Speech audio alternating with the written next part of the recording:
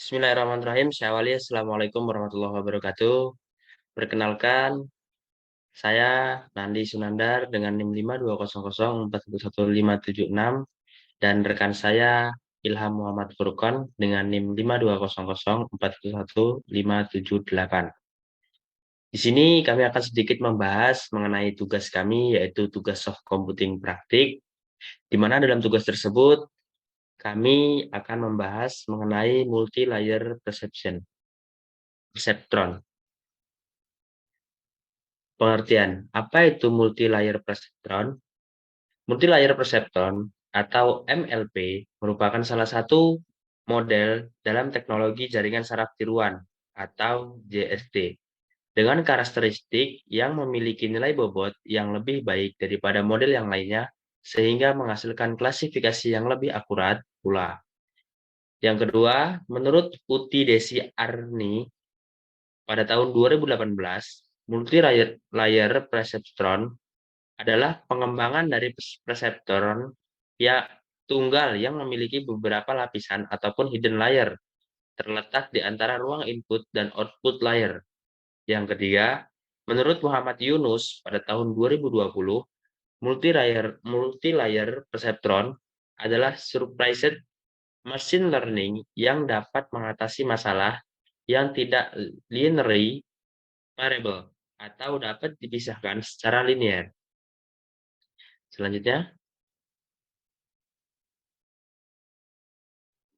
Oke, saya akan menjelaskan yang ini. Coba next lagi.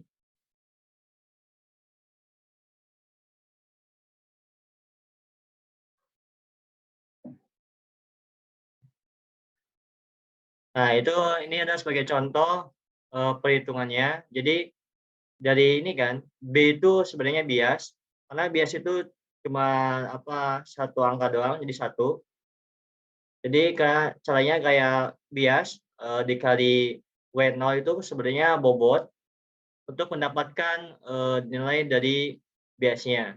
Soalnya kalau bias itu kalau dikali bobot tetap hasilnya bias. Dan juga cara rasanya kayak gitu. Terus next lagi. Ini adalah bagiannya. Yang pertama itu ada input layer. Input layer itu kayak di sebelah kiri dari hidden layer dan output layer. Nanti ada bias, terus X1 dan X2 dan seterusnya.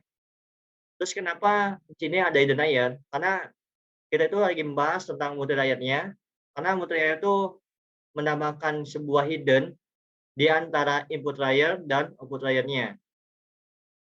Nah, jadi seperti ini. Nanti kalau mau tahu caranya kayak biasnya atau misalnya lain aja, contoh X1 dikali bobotnya, terus nanti akan menghasilkan hidden layer. Nanti hidden layer itu akan memproses ke output layer-nya. Next.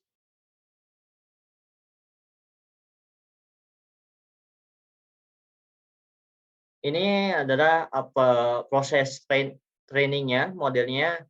Pertama ada ya feed forward atau forward fast itu kayak umpan maju. Jadi kita tuh lakukan proses dulu dari misalnya X1 maju lagi ke hidden layer, terus masukkan ke outlier. Nah, jadi kayak proses umpan balik jadi kayak full total sampai ke outliernya. Setelah itu lakukan proses pengecekan error. Misalnya errornya itu kurang dari 0,41, cuman pas hasil output-nya itu dia lebih dari 0,41. Jadi error itu mengecek, eee, kesalahan yang terjadi pada output-nya. Next.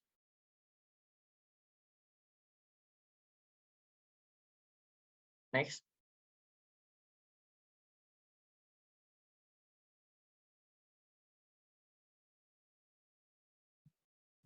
Setelah itu kan kita kan udah tahu hasil input layer-nya misalnya lebih dari 0,1.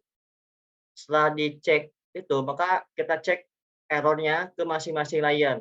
Jadi kayak back propagation itu kayak mengecek lagi ke belakangnya.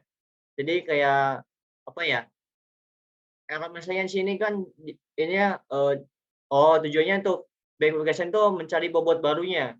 Jadi kalau dari Y1-nya untuk bisa mendapatkan 0,41 atau kurang dari 0,1, jadi kita harus melakukan perubahan pada bobotnya. Jadi kita melakukan back, jadi mengembalikan hasil itu ke yang sebelumnya, ke hidden layer dan juga ke hidden layer terus ke input layer. Kenapa pas input layer itu kita berhenti? Karena setelah sebelum input layer itu tidak ada lagi layer-layer yang sebelumnya. Jadi langsung ke hasil untuk back-nya ke input layer-nya. Terus lakukan pengecekan sampai 500 kali, sama pas satu melakukan epoch selama 500 kali dan tidak mendapatkan hasilnya, maka nanti akan menyimpulkan bahwa itu nilai yang ke-500-nya itu adalah hasilnya. Next, penutupan. Oke, pada dasarnya kesimpulan yang dapat diambil adalah multi-layer perceptron adalah jaringan saraf tiruan atau feedword yang menghasilkan serangkaian output dari serangkaian input. Multi-layer perceptron juga dicirikan oleh beberapa lapisan node input yang terhubung sebagai grafik diarahkan antara layer input dan output. Multi-layer perceptron menggunakan break propagation untuk melatih jaringan. Multi-layer perception adalah metode pembelajaran yang mendalam. Sekian dari kami. Apabila memiliki beberapa kata yang salah, kami mohon maaf. Dan kami akhiri. Assalamualaikum warahmatullahi wabarakatuh.